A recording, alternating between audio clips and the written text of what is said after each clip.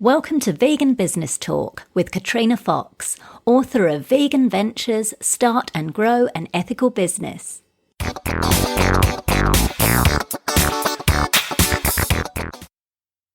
Hello and welcome to this episode of Vegan Business Talk. I'm Katrina Fox, journalist, author and PR consultant and founder of Vegan Business Media, a content, events and training platform providing success strategies and resources for vegan business owners and entrepreneurs. Firstly, a quick announcement. I get a lot of people contacting me asking how they can work with me. So this is a little plug to let you know that I offer a range of services to vegan and plant-based business owners and entrepreneurs. From online training and group coaching to PR, content creation and copywriting services and one-on-one tailored individual private consultations. So if you're wanting help to promote or grow your vegan business, brand, product, service, book, or other creative project, head over to veganbusinessmedia.com and click on the Work With Me menu link for more details. Now for the main part of the show. Hello everyone and welcome to today's show. My guest today is Heather Landex. Heather began working in the food service industry in 2000 and has worked in 8 countries in over 1,000 food service businesses. Since training as an environmental health practitioner, she specialised in food safety, working with large food safety and safety compliance companies, the Olympic Games, and some of the largest chain restaurant brands and Michelin star restaurants. She's developed and further specialised into allergy and dietary preferences beyond compliance and into customer service, marketing and branding, in her aim to ensure that people feel included when they eat out and that food service businesses are successful. Her new book, Inclusive, the New Exclusive, How the Food Service Industry Can Stop Leaving Money on the Table, is due out next year. Welcome to the show, Heather. Thank you for having me. Great to speak with you. I think it's really cool to speak with a vegan food safety consultant or a food safety consultant who is also vegan. So you're obviously super experienced in this area. Tell me a little bit, just briefly, give us a little bit of an overview of how and why you got into food safety. Because I think I read that you actually started out in McDonald's many years ago. So give us a little bit of an intro of how and why you got into food safety. Yeah, I was probably McDonald's worst employee because I was there and didn't respect food safety. But back in the day, I was into biology, which is how I ended up in Australia doing conservation work, which is naturally quite cruel to animals. So I was a bit too soft to work in the, mammal surveys usually involve trapping animals and then tagging them and injecting them and marking them and things, and I found it very cruel. So when I returned to the UK 5 years later, I retrained as an environmental health practitioner, which I see as the conservation of people. And with a biology background, I know a lot about bacteria in general, and I have a lot of toilet humour around that. So I can imagine. I have a really good affinity for food safety, and actually the part I enjoy is training people or coaching them more, like practically, the practical aspect I really like. Great, brilliant. Thank you. So talk to us a little bit about why food safety is important for a vegan food service business. So it could be a cafe or a restaurant, or a street truck, anything that's basically serving food to the public. Why is it so important? I know it kind of sounds a bit obvious. Of course, you have to have safe, you want food to be safe, but to just talk us through why it is so important. Well, firstly, it's a legal requirement that you register your food business, and then you will have, in a very short period of time, some inspectors come and check you have the right facilities to prepare food safely. But actually, there's no requirement to open a food business. You don't have to have any education, any level of training.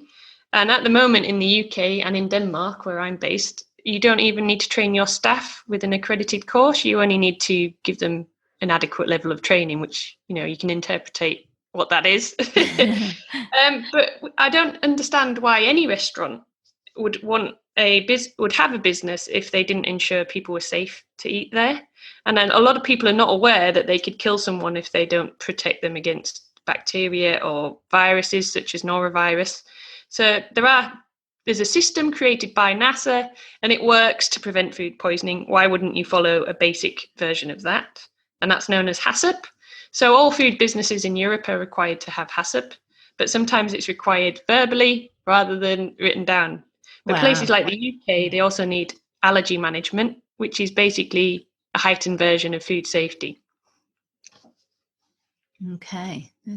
So without a business, you wouldn't have a business if you poison people. Exactly. Well, I guess it can be kind of quite tricky to prove, though, can't you? Like, I don't know, if somebody like gets ill a few days later or whatever, it can be quite tricky to, So if you don't have a food safety system, especially a documented food safety system where you keep temperature records and training records and those sort of things, a sickness policy, for example, if you don't have those, you don't actually have a defense if someone accuses you of food poisoning. So as you were saying, it's sort of the reverse, is if you have all this evidence that you have managed food safety correctly, you can actually have a case in court or, in compensation culture, depending where you live, someone might want to smear your reputation. A due diligence defense is having this food safety system in place. Oh, that's good to know. So it's almost preventative and could save you in the long run. Like you say, if someone did decide to say, right, you definitely poisoned me, it wasn't anything else I ate.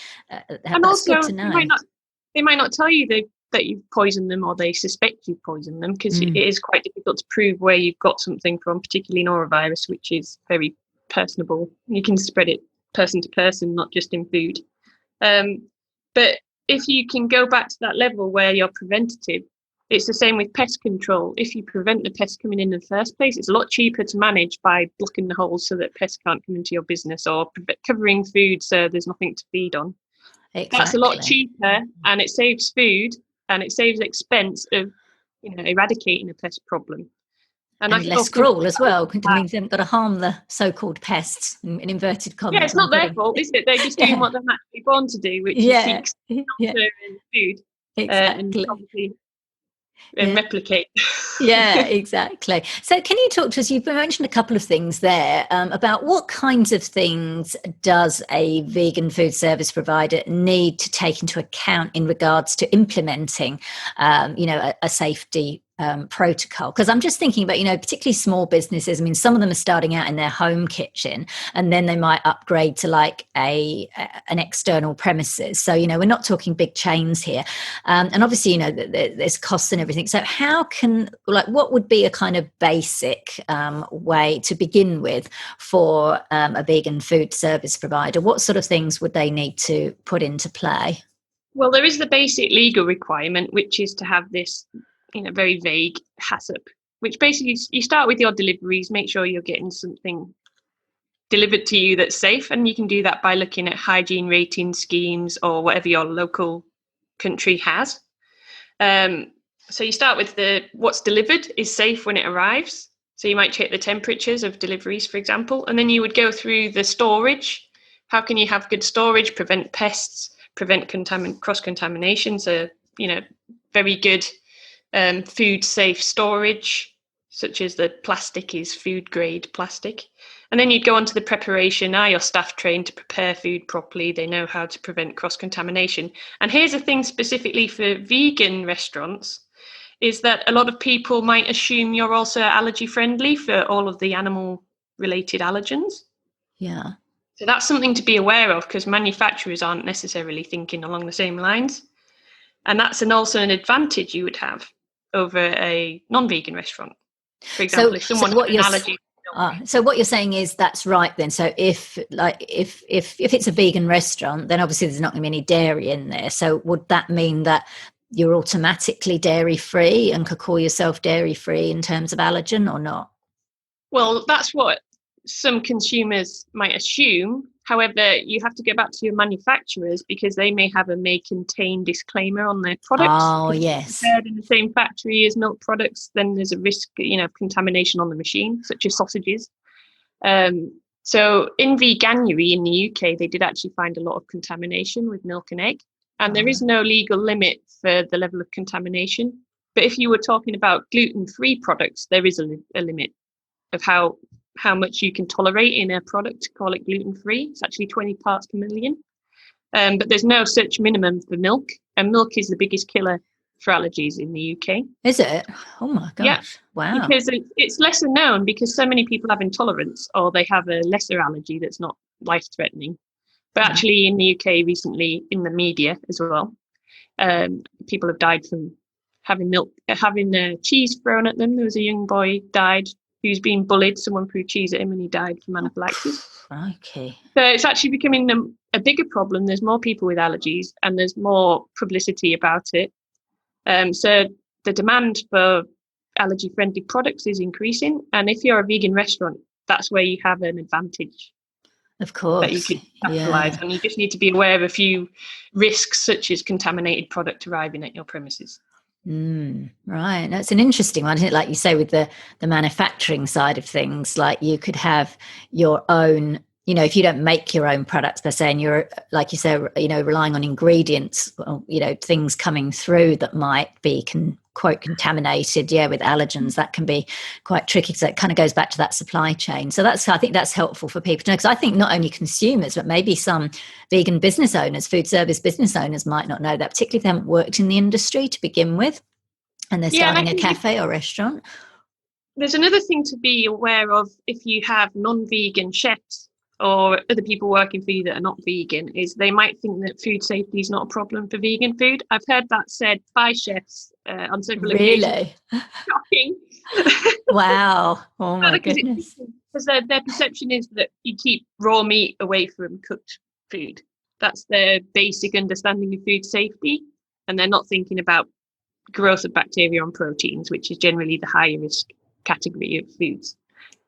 Wow, that's good to know. It's quite shocking. It is quite shocking. I mean, I've heard I didn't know that about chefs. I've heard just just vegans, say, oh, you can't, if you're vegan, there's a very low chance of getting food poisoning. And I know that's not true, because you can easily. Maybe there's somewhat less chance than meat, but not necessarily. But that is quite shocking to hear that some chefs might think that. So that's really helpful for people, because I know people who have started like vegan restaurants, even vegan restaurant chains, and they don't really know much about the industry. So they've relied, they've hired quote experts, but like you say, that these are kind of things that they need to know and learn. So this is great. This is really, really helpful information, Heather. So you're very focused on inclusivity when it comes to dietary requirements and preferences.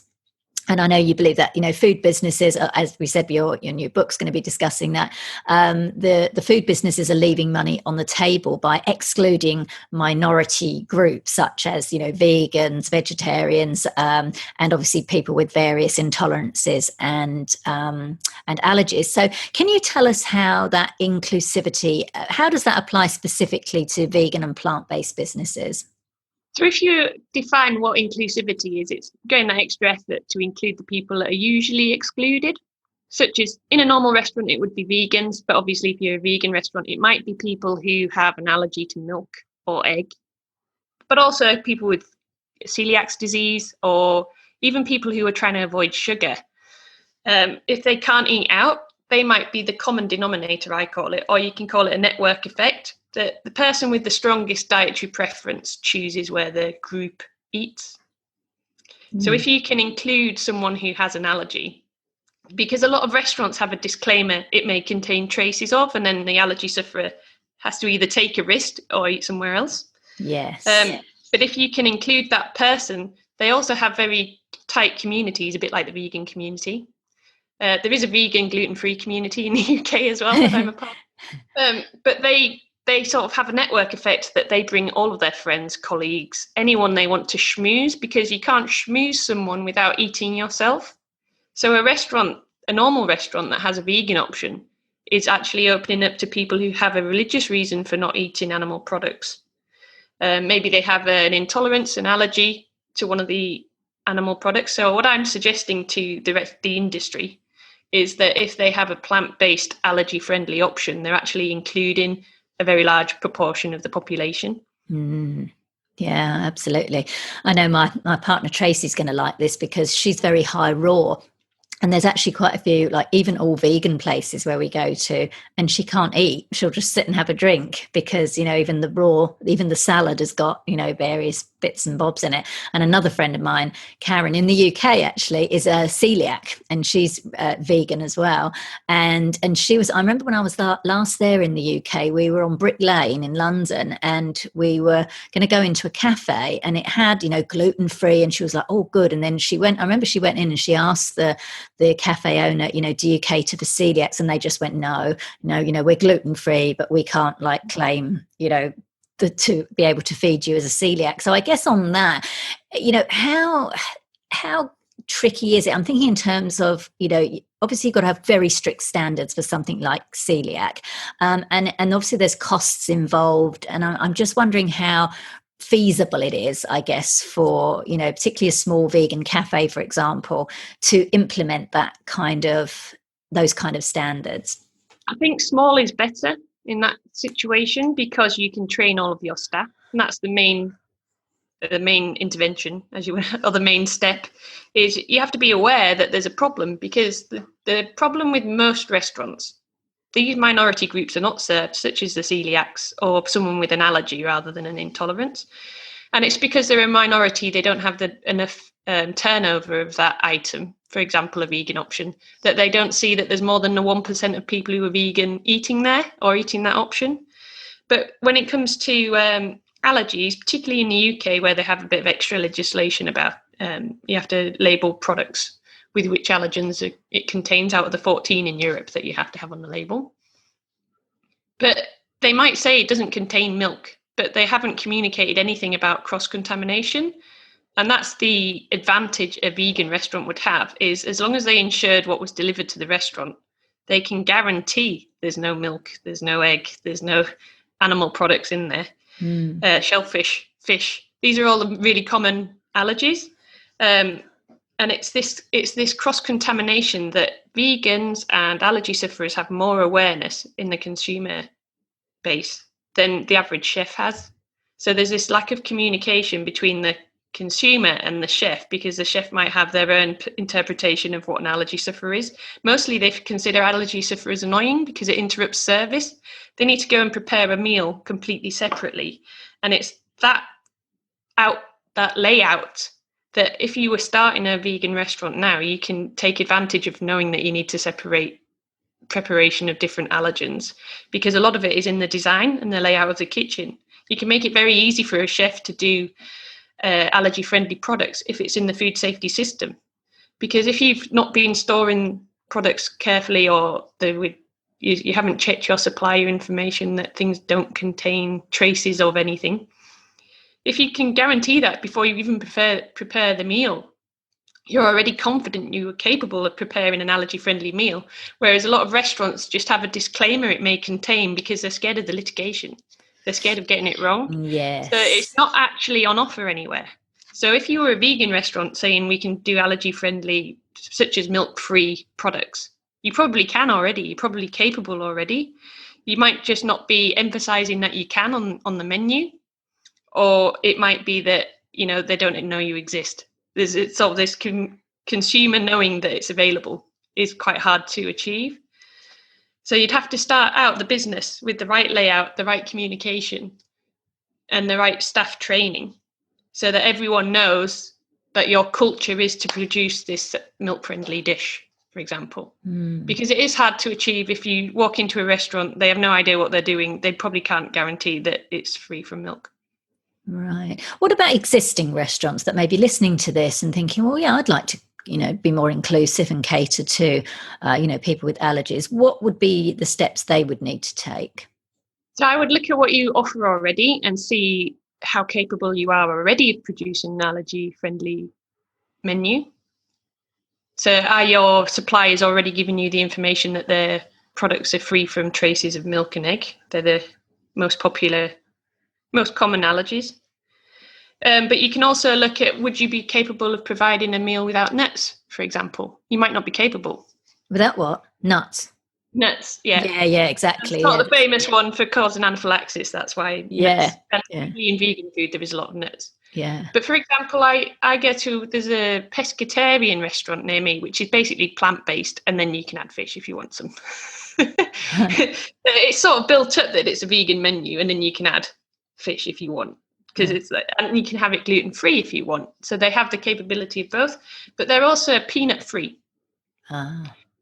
So because they don't have peanuts on the premises, that demonstrates to a peanut allergy sufferer, which, you know, on a daily basis, that allergy impacts their life because they can't even walk to a room with open nuts in it, for example, or on a plane and those sort of things.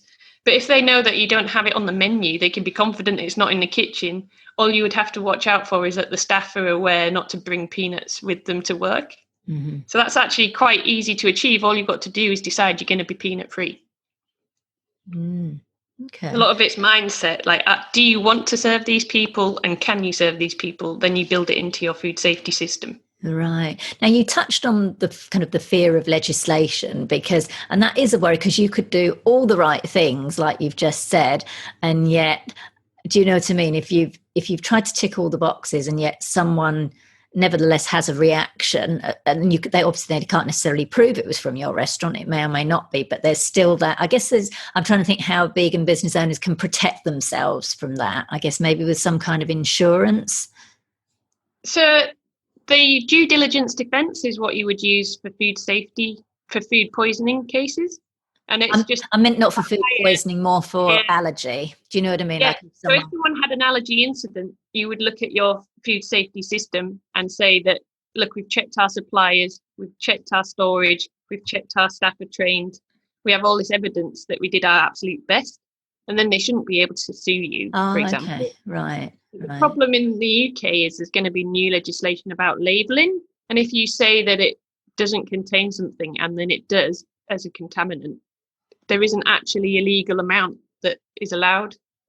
So it's very uncharted waters as to would that be a defence in court if you hadn't done anything wrong. But one example in the UK, because this is how the whole thing started with new legislation, is that there's a new law called Natasha's Law, and it's because a girl called Natasha died in Pret-a-Manger. And it was all to do with allergy labelling. So they had a sandwich that they'd packed, but it wasn't a manufacturer that had packed it, so it didn't have to have ingredients on there. But they had put the title of the sandwich and a bit about the ingredients in the sandwich, but they didn't have to put the ingredients or the allergy information on there. It was a loophole in the law. But the girl who ate it didn't ask anyone because she thought it was a normal sandwich and, you know, a manufactured sandwich. So she didn't see sesame on the label, so she ate it and died on the aeroplane. Oh, crikey. So that's where, you know, the media have put a focus on allergens. And now the consumers in the UK expect you to have this information for allergies. And if you don't have it or it's incorrect, they can sue you, and they're aware of that. So there's suddenly a massive demand for either a disclaimer to say that you can't produce allergy-friendly foods, or to have all the information available. And then it's about the consumer being able to make an informed choice. So I think for most allergy sufferers, and I'm very lactose intolerant, I accept that there's a risk every time I eat out that I might have a reaction. And I think a lot of allergy sufferers are just happy to see that people are trying to make the effort. And if you did everything you could, I don't think they'd sue you. I think they would just try to help you improve. Yeah. Because there is no precedent until now, because the law hasn't come out yet that you have to do this. And that's the problem, isn't it? It's that no one's aware that how serious allergies are. No one's aware how many people have allergies and intolerances. No one's aware, you know, even a number of vegans is increasing. And there's a plant-based revolution going on that's really rapidly increasing because people are focused on health and wellness and sustainability and all these other things. So that if you're doing a vegan restaurant, you have all the tools already to cater to these people, and that's what the rest of the industry is not doing. Right. Yeah, I know, because I know a couple of businesses, well, particularly one in the UK, Plamel, which is the oldest vegan company in the UK. They've been going for a long, long time, and they've got their own manufacturing facility. And I know when I interviewed, I'm friends with Adrian, who's the managing director. His father actually founded it, Arthur Ling, who was vegan in 1927, which I can't even fathom that. And what he found is that the allergen market is a really strong market for them as a vegan business. You know, it's not just vegans or even just people who are plant curious, but there's also that allergen market. And because they're a manufacturing facility, they've gone out of their way to, offer, sugar-free products that they mark as suitable for diabetics, for example, or, they can claim that, obviously they can claim it's dairy-free because it's their own facility. But it can be a strong market for vegan business owners who, like you say, are already part of the way there. In the UK at the moment, the manufacturers haven't caught up with this because the responsibility is on the restaurant to produce the allergy information. So the manufacturers are still putting may contain. Yeah. And if you have your own facility, so I have recommended this to a Spanish producer of plant-based proteins, that they have their own facility. And I've said you need to emphasize that you're guaranteed milk friendly, allergy friendly. And he hadn't thought of that because he's so focused on being vegan. And, you can be accredited with V label or something and have traces of milk and egg in the product. Right. So, you need another level of accreditation. It's an allergy friendly, especially if you have a vegan product that's gluten-free or a vegan product that's naturally nut-free. You need to emphasize that on the label or emphasize it on your menu because it's not usual. It is to a minority group. So it's another way to stand out, to be more inclusive. I guess, if you're doing it already, can you just talk to us a little bit about approximate costs involved? Because there's lots of accreditation bodies, you can pay to have your product vegan certified, you can pay to have your product certified gluten-free or suitable for celiacs. But, there's obviously payments involved in that too, or costs involved to make that happen. So can you give us a sort of an idea of the kind of costs that one could be looking at if you want to cater? As far as are concerned, you can do it without accreditation. Mm-hmm. So because for example, if I went in a vegan restaurant and if something was naturally gluten-free, all you have to do is write that on the menu that it's gluten-free, and that's what a lot of restaurants are not doing. Because they haven't thought of it. Right. So what you can do is just it's a mindset thing. You can go through your current food safety and how it impacts your menu. And there are ways you can label your menu to signal to these minority groups it's safe to eat here. But obviously there is a cost in change management. Basically, you have to retrain your staff, you have to print your menus. And at the moment, with COVID going on, it's a good opportunity to go digital. Yeah. And that can be really helpful for someone who needs a vegan menu in a normal restaurant, for example. Or there are online menus where you can filter the allergens.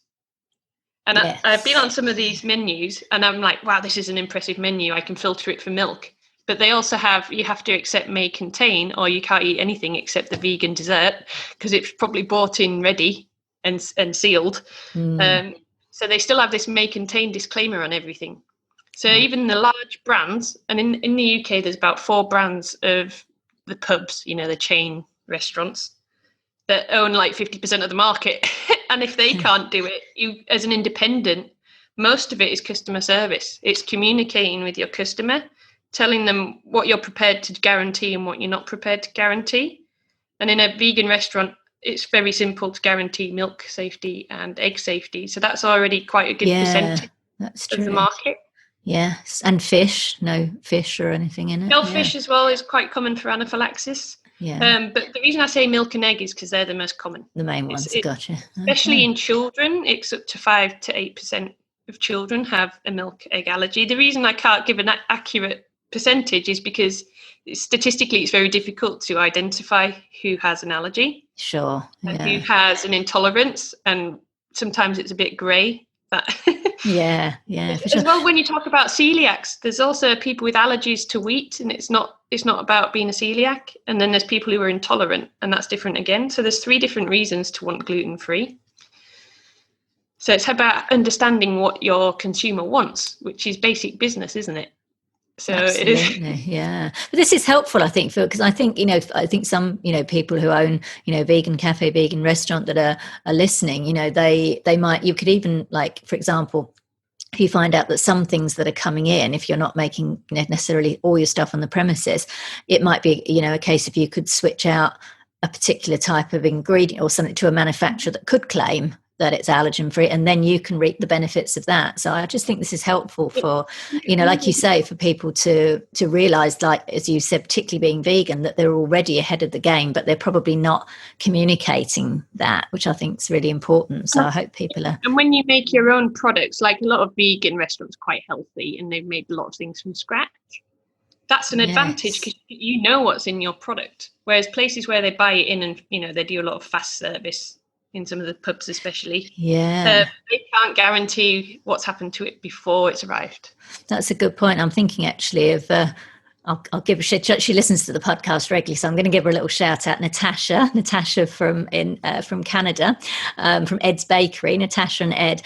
So they make their own bread and products on the premises, and you can even see them kind of doing that. So that would be probably a good idea for them. So someone like them could say, right, we can guarantee that there's no X, Y, and Z in our products. So I think that's really helpful. So thank you for sharing that, Heather. I just wanted to briefly ask you about street food vendors, because we're seeing quite a lot of that even during COVID. I think some, like vegan restaurants actually had this extra service where they had these food trucks and kind of went around and delivered food to people. So what are some of the specific safety issues when it comes to vegan street food vendors? So I think the main thing is to be aware of your capabilities. So you do need hand washing as a minimum requirement, but obviously the legal requirements for a food truck are different to a fixed premises. But I would always recommend the hand washing is a fundamental principle as well as pest control. And that's probably quite difficult in a truck sometimes with rodents. But one of the main things is just to be transparent about what you can deliver. So in terms of allergies, for example, if you don't have the allergy in the ingredients when you leave your premises, it's not going to be there at any point in the process before it's delivered to the consumer. So that you can guarantee. But I would keep it simple. I would only offer what you know you can offer well. And then you have a very basic system for ensuring that things are not cross-contaminated, such as if you were cooking things on the same grill or you were using the same equipment, because you're obviously limited in how much washing up you can do in a food truck. So in terms of allergies, you would have to have a menu that didn't contain that allergen in its entirety. So if you're doing gluten-free, I wouldn't risk having gluten in any product. Gotcha. Yeah, that makes sense. Yeah, cool. Brilliant. You can design it to be quite simple. Yes. Yeah.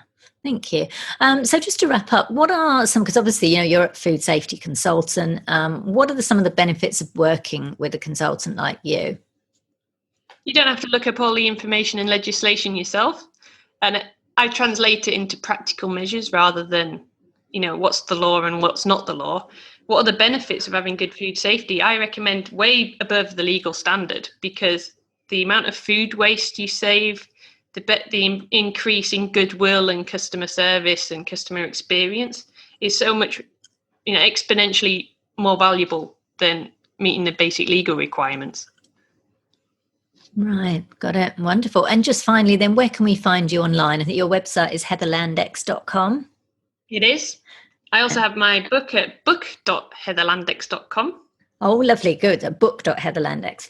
Okay, well, we will put links to those on the show notes page. But look, Heather, thank you so much for sharing your expertise and knowledge with us, because, it is an important one. And like you say, particularly as, vegan and plant-based grows, but also, there's this whole kind of almost untapped market that you've mentioned, that I think particularly vegan and plant-based businesses are so well placed to take advantage of.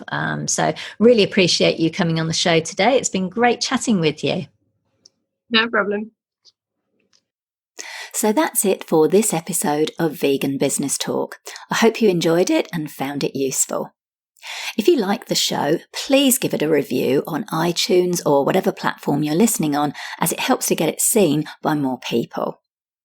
There are more free resources on the veganbusinessmedia.com website to help you in your quest to build and sustain a successful business.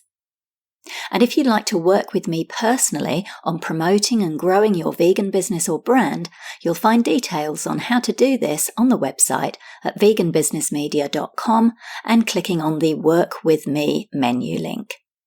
Thank you so much for tuning in, and I look forward to catching up with you on the next episode of Vegan Business Talk. Bye for now.